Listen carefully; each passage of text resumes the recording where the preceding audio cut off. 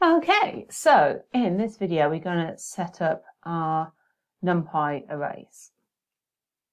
And again, as I said before, first thing, import Numpy as MP and load that in or nothing's going to work.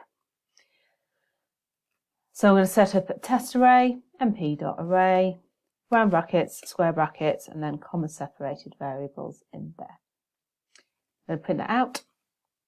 Just check that it's read in. Lovely, 1, 2, and 3. We ask the type of it. In the kind of Python fashion, it tells us it is indeed a Numpy array, which is excellent. So we know that we can create essentially a 0th array, a 0-dimension array. So we know Python starts at 0, so we've got to have a 0 in there somewhere. And we can do this without that square bracket. Set that equal to 42. If we print that out, oops, that's not going to work. Print that out with the correct spelling.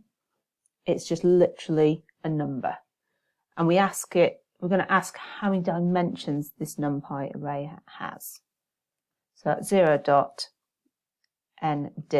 number of dimensions, it tells us it's 0.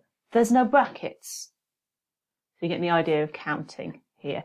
It's always a case of learning how to count in Python. And what we're going to look at doing is how to set up some random arrays. Because we're going to want to be able to create a lot of different arrays, and what we don't want to have to do is type in every single number. So we have our 0-dimensional array. So if we do mp.random.choice,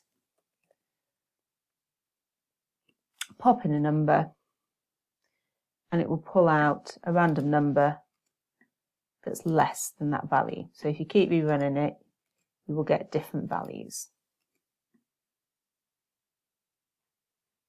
So that's one way we can create random numbers. Another one we can do is mp.random. So you can see they're all coming from the same package of random. We're just using different bits of it.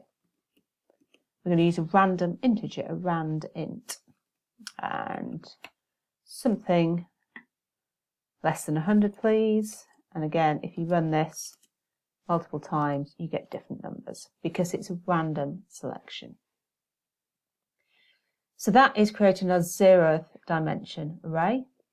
Let's progress onto a 1-dimensional array. So we can do this with mp.random.randint. Let's say our maximum number is 100. Let's stick with that. And it's the size of my array is 5. So that's going to put me at a 1D array. So we know it's an array, there's more than one of them. We know it's 1-dimensional because there's one square bracket.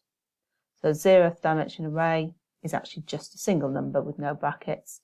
A 1-dimensional array has the brackets. Could technically have one number in it. That would still be a 1-dimensional array.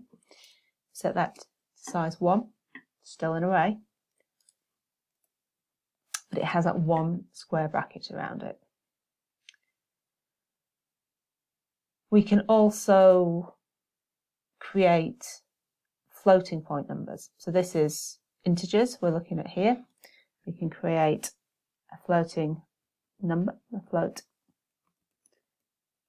If we just ask for rand, it's going to give us a random number between 0 and 1.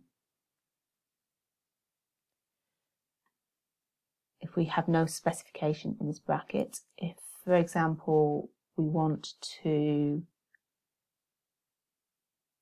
have more than one value, so we want to create our 1-dimensional array, mp.random.rand.